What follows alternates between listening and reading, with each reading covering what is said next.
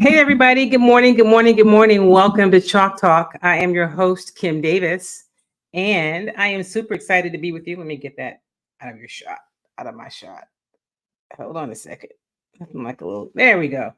Hello, everybody. Happy Tuesday. Today is Tuesday, June the 25th. We are almost through the sixth month of 2024, but we still have a lot of time kind of sort of to get things done. Welcome to Chalk Talk. As always, I'm super excited that you guys are joining me here this morning. A lot to get to, right? There's a lot to get to on today's show, and I am really excited about that. We are going to talk some baseball, right? We're going to start off talking about those Houston Astros, which you're like, really? The Astros right now have a record of 38 and 40, right? I'm just pulling up the baseball standings as I look at, I know their record, but as I look around the league. So they're 38 and 40. They're 7-3 over their last 10 games. They've won 5 in a row and 8 of their last 11, if you just go this last stretch they've had. So they've played a lot better. They've had a lot of, I guess you could say, early adversity with injuries, especially to their pitching staff. You know, that has been quite the challenge. They've made some changes. Of course, we talked about how they have released Jose Abreu. That seemed like almost a lifetime ago, but it was not. They are now 2 games under 500. They are five and a half games back of Seattle for the division lead in the American League West, and they're 4.5 games out of the wild card spot, the last wild card spot. Now I know it's super early; we haven't even reached the All-Star break yet, but at some point they had to start winning some series. They swept the Orioles. I mean, winning the series I thought would have been a great accomplishment. But hey, the sweep is always better. Tonight they open a homestand. I mean, a 2-game series against the Colorado Rockies with the second worst record in baseball. They need these 2 games. It's not time to lay off, to let down. They need these 2 games. In the American League West, it shapes out like this. The Seattle Mariners are at 45 and 36. And then it's the Houston Astros at 38 and 40, and the Rangers at 37 and 41. It's a lot of season left.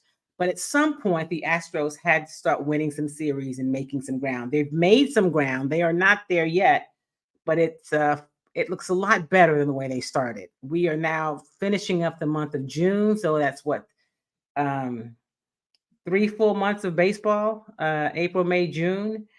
They needed to try to get to they need to get to 500. I mean, if they could get these 2 wins at home against the Rockies tonight and then tomorrow before they head off to New York to take on the Mets, that'd be a great week, right? So I wanted to start talking about the Houston Astros and just how well they're doing. And so, in keeping with talking about baseball, last week we lost the legendary. I mean, there's really no one word big enough for Willie Mays, the giant of a man, and what he meant to baseball and just to the country. There was a celebration planned for last week at Rickwood Field in Birmingham, Alabama. It was the home of the uh, Birmingham Barons of the Negro League. It's the oldest professional ballpark in the U.S., and they had this celebration plan there to honor and celebrate Willie Mays. He transitioned the day before. The celebration went on. It was the Cardinals and the Giants playing at that stadium. They had a lot of the old Negro League guys who were there. They just it was a great night in baseball to me. And so one of the things that happened and that people are still talking about or really talked about initially was Reggie Jackson, an interview with Reggie Jackson, Hall of Famer Reggie Jackson. We get a chance, those of us who cover the Astros, to see Reggie because he also works with the Astros. So we get a chance to see him and had a chance to talk to him from time to time. Never had this particular conversation with him, but he was there on the set with the Fox guys. And so before the game, he talked about really what Willie Mays meant to the game. And so I wanted to play some of that even before I play the interview that people have really been talking about. I want you to hear him talk about Willie Mays. There we go. Reggie, you always send me random texts, but I'm going to read. I asked you if I could read this. You sent me this text the other day. You said about Willie. He was at the very least one of the greatest of all time. We all wanted to be like Willie. When one played against him, you got caught up in watching Willie. He was pure baseball. My all-time favorite. Loved the guy. I wanted to be like Willie. Tell me what it felt like coming up watching Willie Mays play, and what made you want to be like Willie, outside of just his athletic ability. You know, you could see that the love of the game was in Willie Mays, Derek, and the way he went about it when you saw him in spring training. I learned to wear my uniform the way Willie Mays did. I didn't have the long pants and the feet, the heels over the spikes. I learned by watching Willie Mays. He was the first guy to get his uniform tapered, he and Mickey Mantle. But the way that he showed the love of the game, the way he respected the game, even when he had a complaint about what may have been going on with minorities or whatever.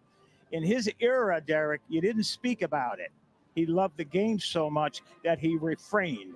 But my admiration for him was how he went about it and how he showed people like me following him how to play. I would say to a guy that had a chance to play with you, watch him. You'll learn a lot. So that was an interview with Derek Jeter. They all got a chance to talk to Reggie, and he talked about Willie Mays. And so I want you to, I definitely want to play the interview where Reggie shared his real raw emotions when he was asked about what it felt like coming back to that ballpark. But I also wanted to start with why they were there, Willie Mays, because, you know, there's been so many stories about Willie Mays, and it's great to hear him from somebody like Reggie. And like he says, he tells people, the younger players, the commentators, broadcasters, go look at what Willie Mays did. See who he was, so that you can have an appreciation for what he meant to the game. And so what I would say about the interview with Reggie Jackson is, for people who may have read a clip or read the story, I'm going to play a clip of it, but listen to the full interview. Sit down and look at it again, because a couple of things, well, you know what? Let me play the interview. I think that's important. I want to share the interview with Reggie Jackson, and the question that, wait, is that the one? That Derek Jeter asked him. If it wasn't for the Willie Mays, the Jackie Robinson, the Reggie Jacksons, the three of us wouldn't have an opportunity to play. How emotional is it for you to come back to a play that you played with one of the greatest teams around? Alex, when people ask me a question like that, it's like, coming back here is not easy. The racism that I played here, when I played here, the difficulty of going through different places where we traveled.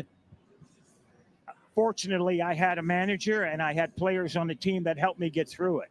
But I wouldn't wish it on anybody. People said to me today, I spoke, and they said, you think you're a better person?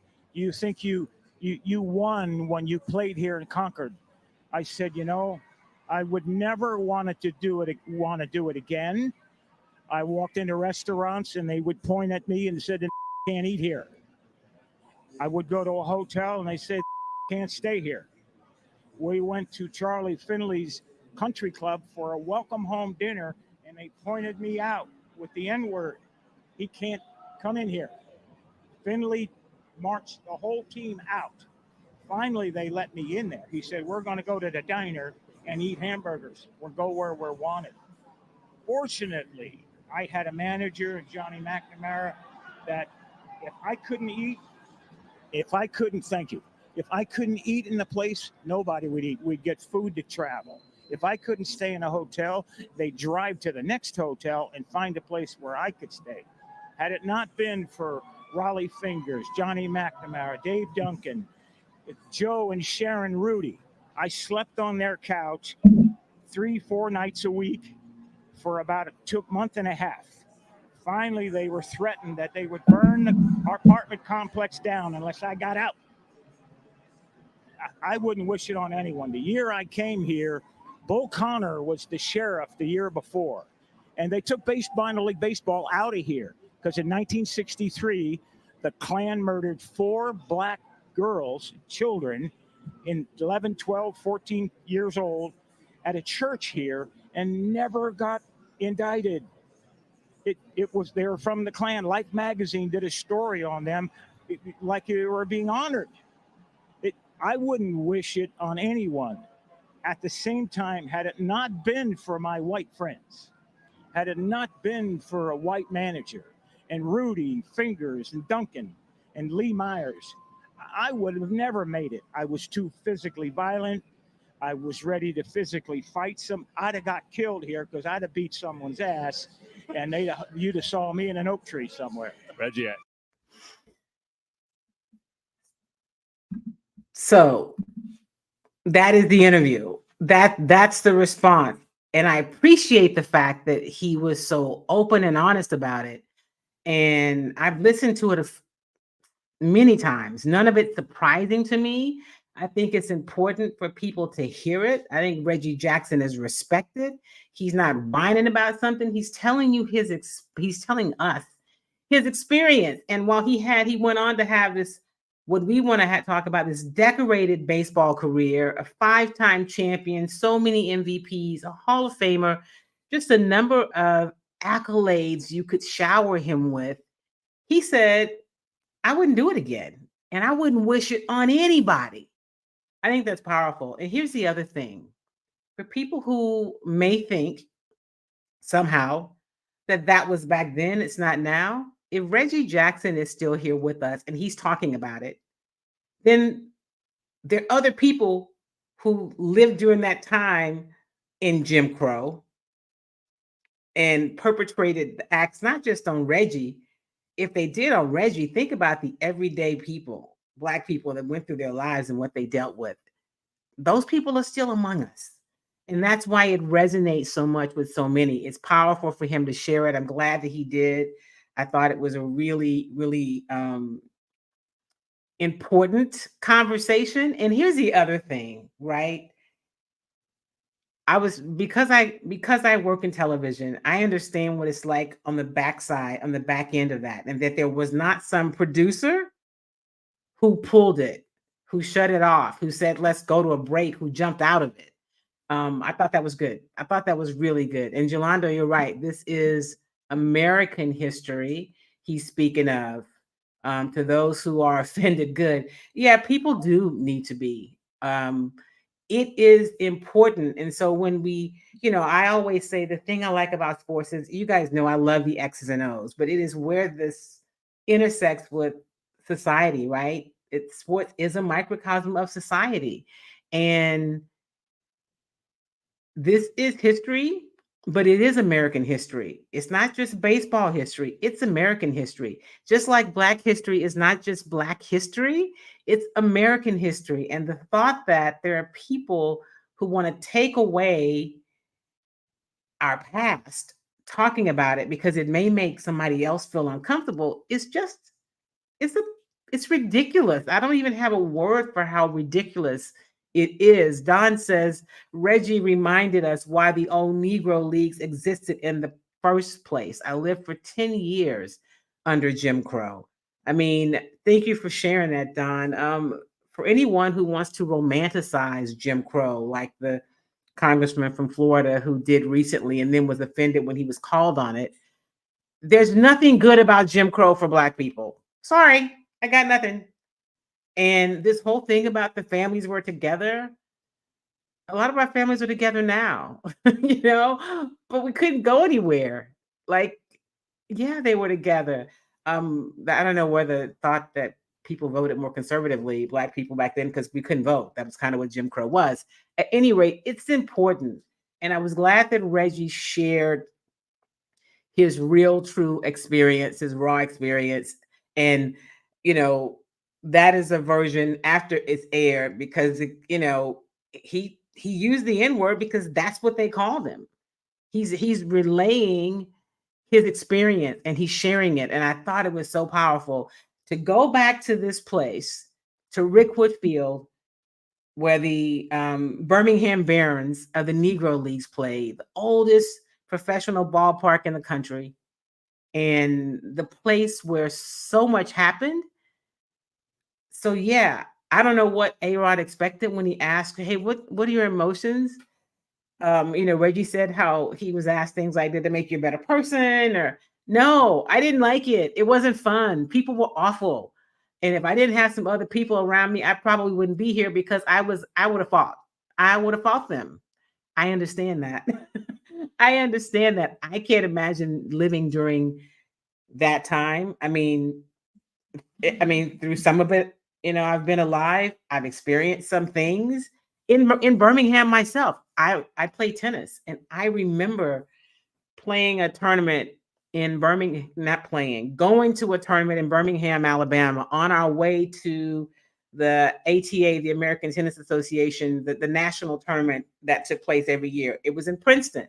And so our McGregor Park crew with, John Wilkerson and Tommy Scott, and I guess Ed would have been there, and just the whole crew. We drove and we went through Birmingham because Zena Garrison and Lori McNeil were playing in Birmingham at the junior clay court championships. And so when we got to Birmingham, I remember them driving us. I remember us getting to the entrance of the country club. And this woman, I will never forget her name, Miss Dillon. That really was her name, guys. We got there and she, said, "Okay, we're here to see for the match." Right now, Zena's playing. She's playing Andrea Jaeger in the final of this U.S. Clay Court Championship.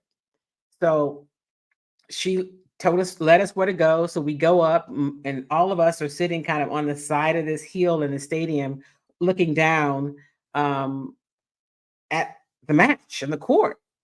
And moments later, some law enforcement people come and they escort us out because they said Black people aren't allowed here. This is in my lifetime. Now, Zena's playing. And so what I say is Miss Dillon, who escorted us, who told us how to get where to go, she knew whatever their rules were, right? And so that was my experience as a teenager. It's not so far gone where people want to act like it's not real. It is our history. It's my history. It's your history. It's American history. And I will never forget that Birmingham, Alabama experience. There were places we couldn't practice at a certain time because we were a bunch of, young Black kids. And it wasn't because we were young, it's because we were Black. Let's be very clear. We always had one or two people that played with us who were not, but we were from McGregor Park. We were a program of most of Black kids with a couple of kids that came because we had one of the best programs in the country. And so locally they came over and played with us, and John didn't turn anybody away.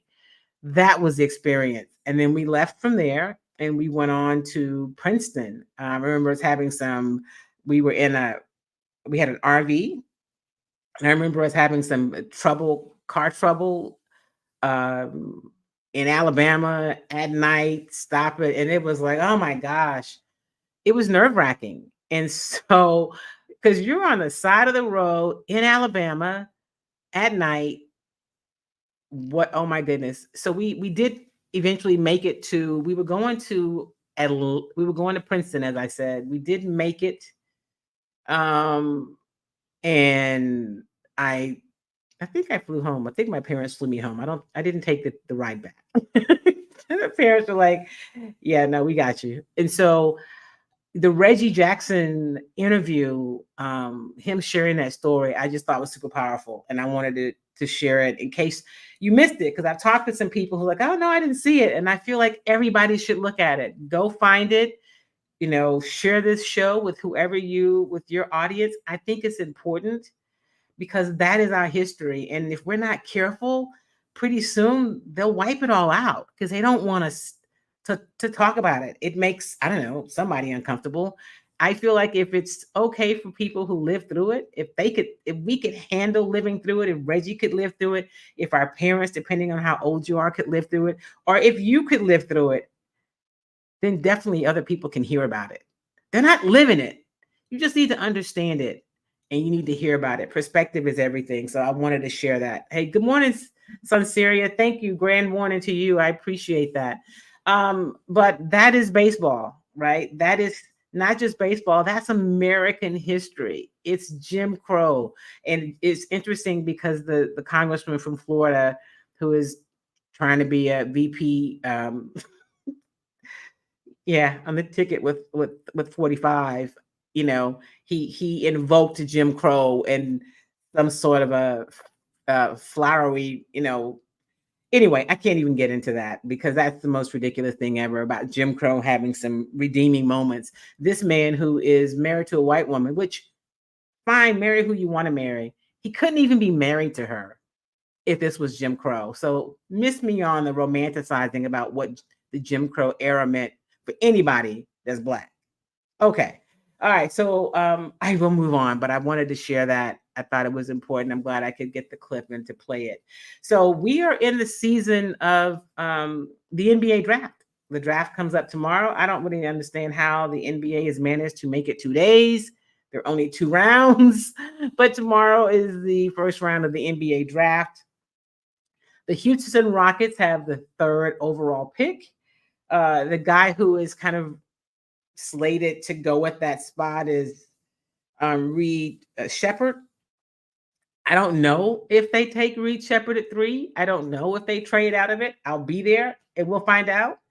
The Rockets made a big, leap last year in terms of who they are as a team under new head coach Ime Udoka. They are much more, they're more defensive minded. They're just a better team. They have better talent too. They've got some veterans. They are still young. And so if you get somebody in the draft, you're still adding youth. And so one of the things that Rafael Stone, the general manager, said to us at the end of the season and kind of, I guess, the exit interview, if you will, he said, I like my team. I like this team. And he told us not to expect any major changes in terms of like some go out and getting some, shifting up the roster a lot. They weren't going to do that. They liked the core of their team. And they had some guys that they were looking forward to getting back healthy. Of course, Tyree Eason, who went out and had to have a surgery. Alperen Şengün, who ended the season on the injured reserve list.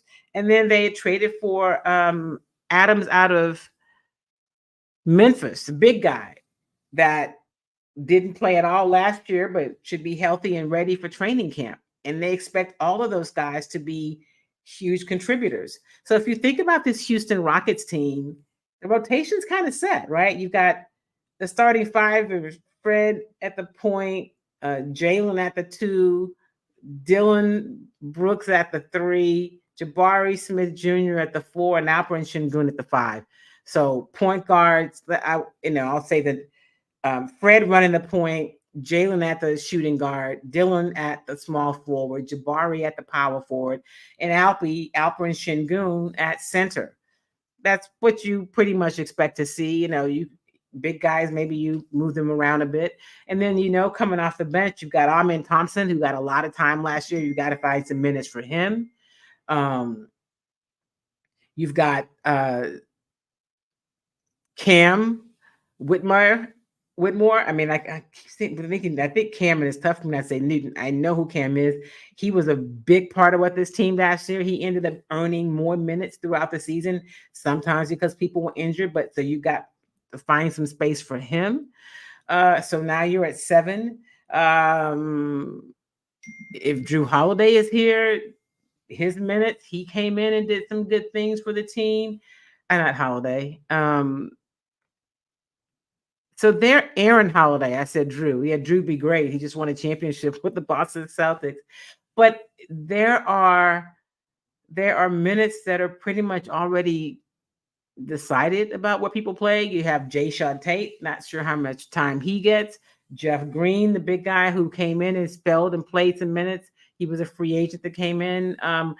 So you can go and I mentioned Adams. You figure him into the rotation. So there are about 9 people deep in their rotation. So this person that they get with this number 3 pick, where do you find the minutes?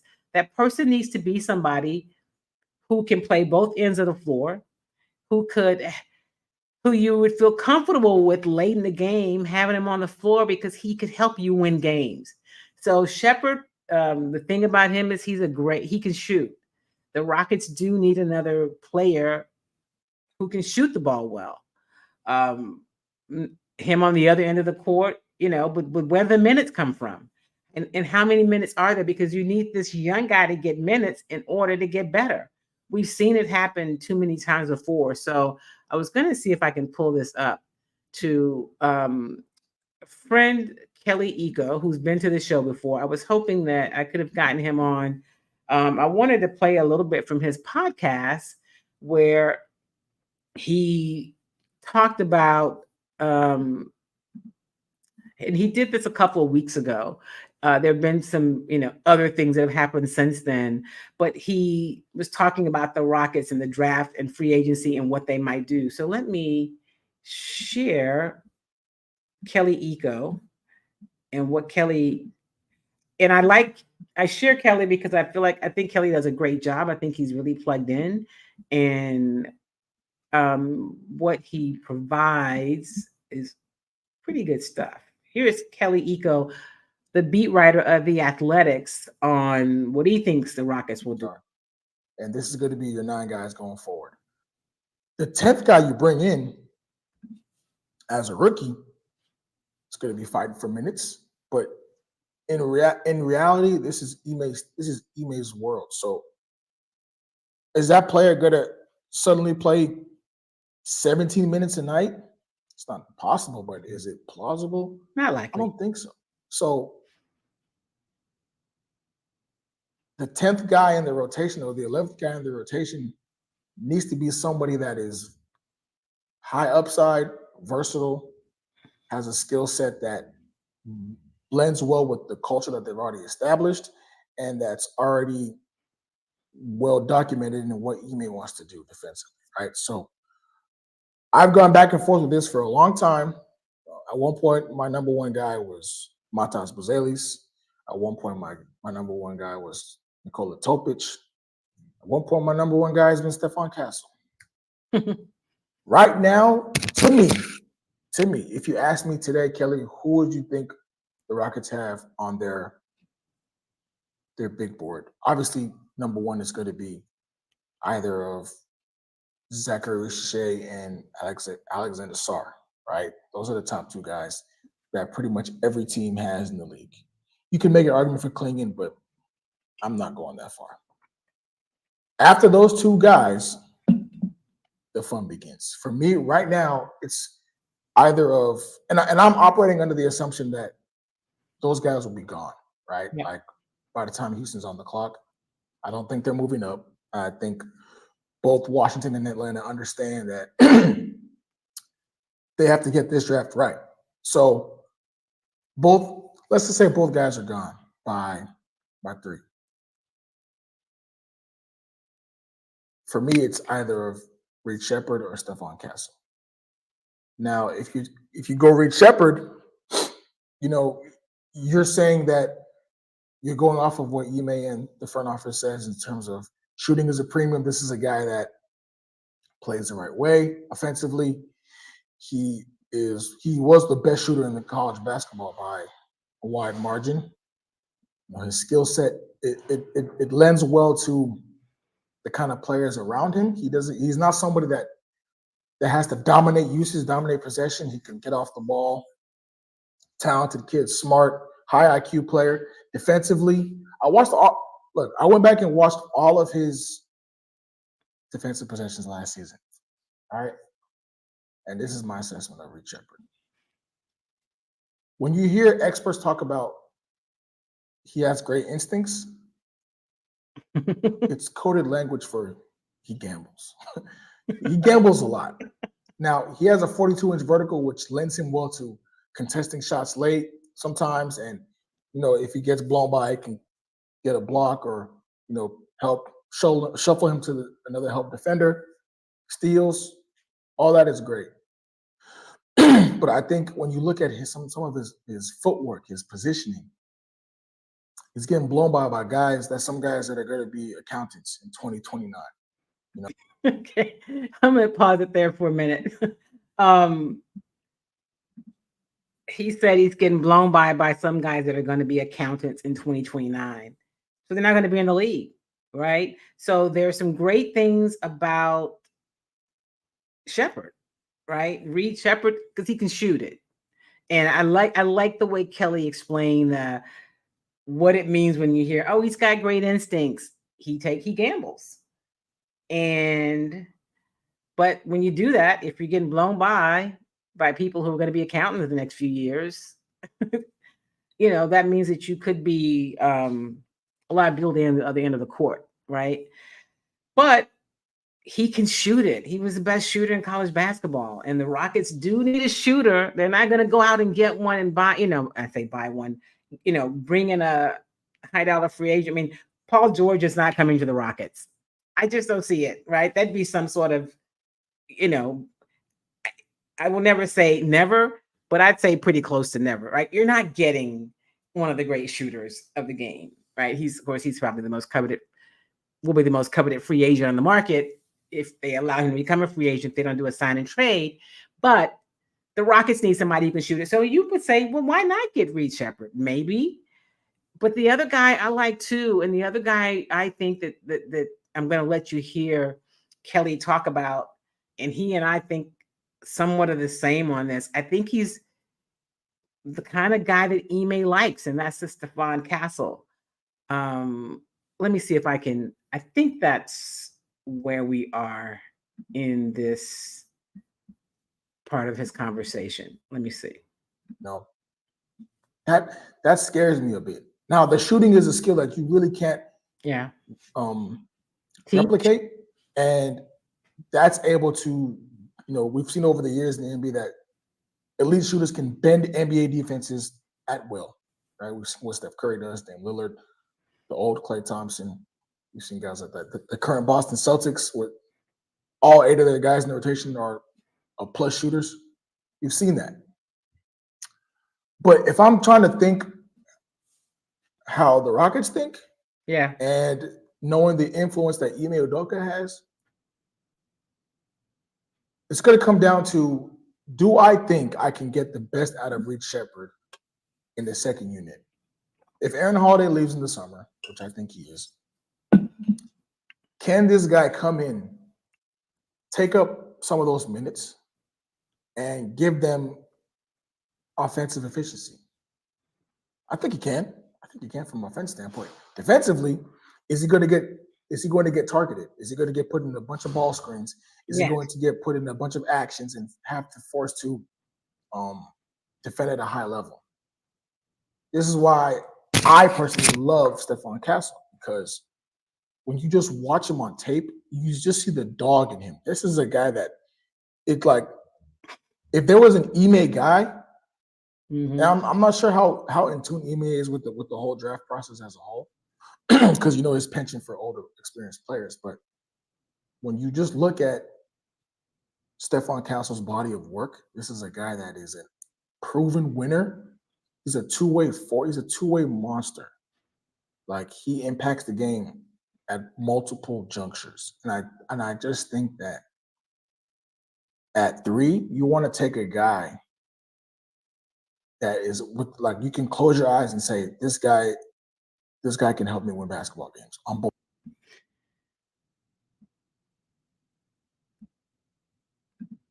So Stephon Castle played at UConn. And what he was about to say, I stopped it. He's, on both ends of the court, which was I saying early.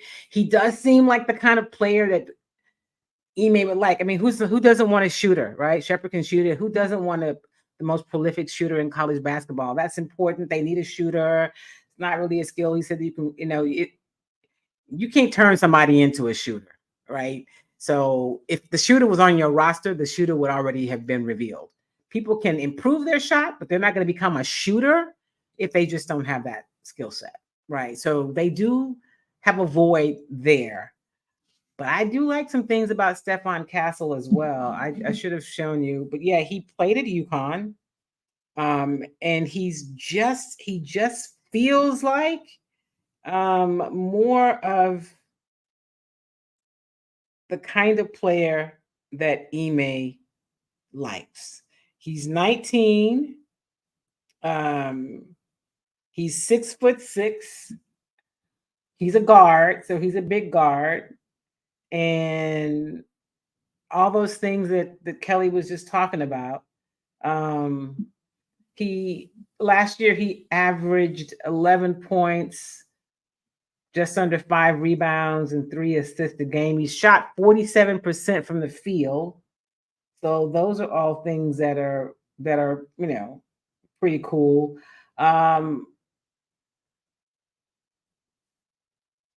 Trying to see if he was a freshman last year. He's played 1 year in college because you got to at least play 1 year. He's on that championship team again, of course. So we'll see.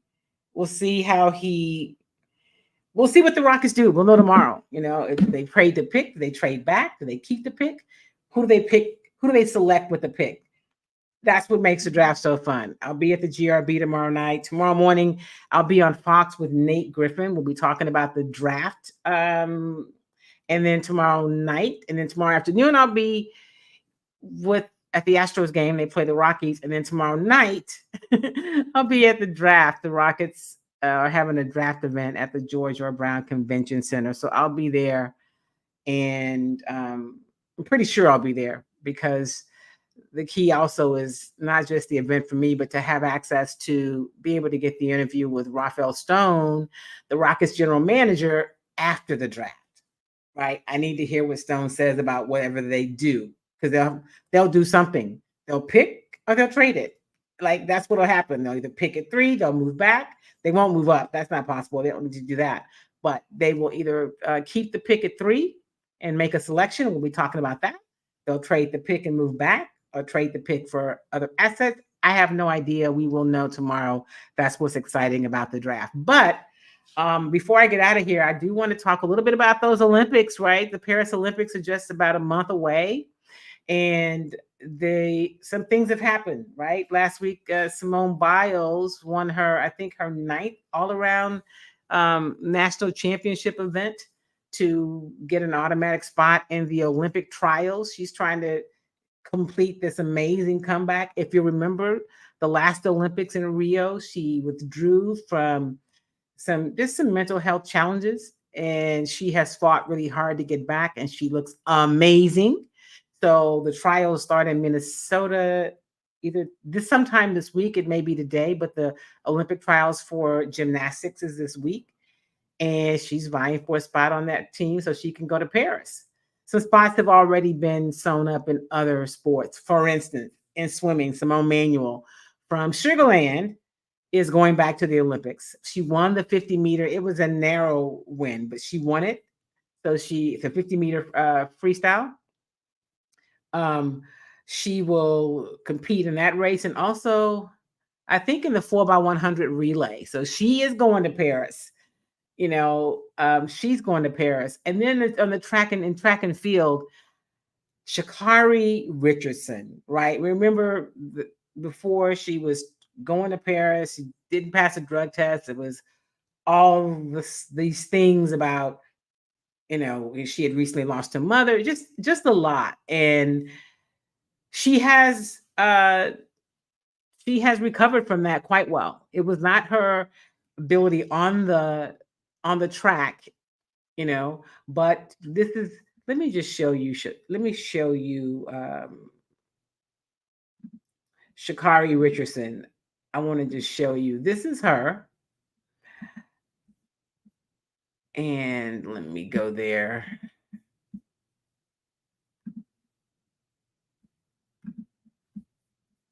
Okay, hold on. What is the deal?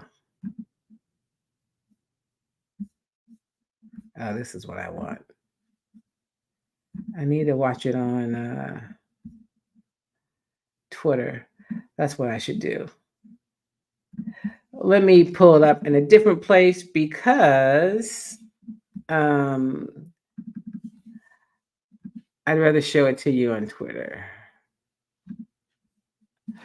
She has been nothing short of amazing. And her grandmother was there, able to. Sha'Carri Richardson. Okay, there we are. She's from Dallas, Texas. Let me see, where is she? I want to see the actual her shoe in one of the earlier rounds. Her shoes were untied or something. It did not matter. Let me see.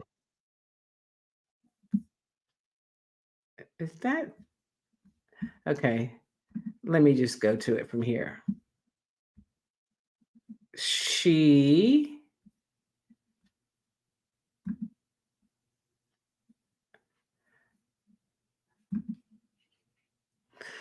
Okay, here we go. This is what I want. I wanted to be able to show it to you.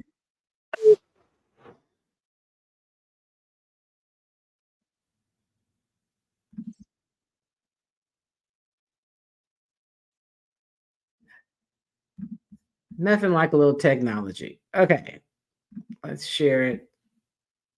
Let's share it.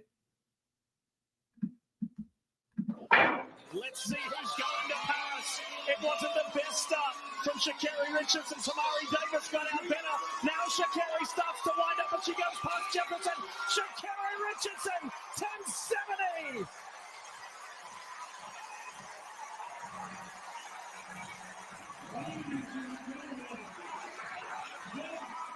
Not only did she win that is the fastest time that anybody has won that in the 100 meter in the world this year. Like, it's the fastest time in the world this year. So talk about somebody rebounding. She turned things around. She dealt with the things she had to after being taken off, not allowed to, compete in the last Olympics because of her challenges away from the track. She has, gotten it together, and she is, listen, she is the fastest time in the 100 meter in the world this year. It's exciting. So congratulations to her. She will be in Paris representing the United States on the Olympics team. And she is also, I'm excited for her. When sometimes people slip up and things happen. And I don't think at all it's for us to judge or determine, how they navigated, and should she listen. This is where she is now, and she is burning up the track. And the other two women that will be representing the U.S. in the 100 meter are her training partners. They finished second and third, so that's exciting, right? That your team that you work with is going with you to the Olympics. So I love the Olympics. It's coming up soon. Like I said, we're about a month away. We'll know. I hope that Simone Biles continues on the trajectory that she's been, that she gets to Paris and that she wins. If Simone Biles is the Simone Biles that we've been seeing, who she is, the way she's trained, and how she's fought back, she comes home with a gold. I mean, I don't want to just put the pressure on her, but she's going there for the gold. She's not just going to go to Paris. She could go to Paris on her own. She's going to win gold. So that's exciting. Hey, Sam, thanks. Always good to have you tuning in. So listen, we are out of time for today, but if you tuned in late and you didn't see the early part of the show, please go back and watch the Reggie Jackson interview. I think it's important, and I think you should share it with anybody if you have kids, if you have friends. I just think it's really important for people to hear Reggie's him share his truth about playing in the Jim Crow days, because that's what it was. And so it's his response to the question, what are your emotions when you come back here? And he says, I appreciate how he talked about some people saying, well, does it make you a better person or stronger? And he says, I wouldn't do that again. I wouldn't wish it on anybody. And he said he was glad he had certain people around him, because he said, I would have fought. I'd be on a tree somewhere, because that's who I was. Powerful interview, and I appreciate him sharing it. All right, so we're out of time for today. Thank you guys, as always, for being a part of Chalk Talk. Make sure, if you're not subscribed, please go and subscribe, especially on YouTube, because I really want to build that platform. And make sure that you share this video with whomever you watch it with, right? So we've got fun things coming up that are coming up ahead. We'll be talking NBA draft next week, what happens this week. Hey, Bridget, thank you for tuning in, my friend. I appreciate you. Make sure that you join me next Tuesday. We're getting ready for, in a few weeks, we'll be at Texans training camp, if you can believe that or not. And we'll also be talking about the Olympics. So it's going to be a busy summer, and what these Astros are doing, right? They seem to be turning the corner. We'll talk about all of it. And remember, before I let you go, if you are not registered to vote, make sure you get registered. It is important that you register. Get registered so that you are ready to vote in any election that we have. It's important that we exercise our right all the time. And what I say is, take the time to get informed, understand the people and their policies, what they stand for, and then you vote you vote your values, what you think matters for you and your family and your community. That's my encouragement to you. So remember, do something kind for yourself and do something kind for somebody else. Make it a great week, everybody. I'll see you next Tuesday on Chalk Talk. Peace.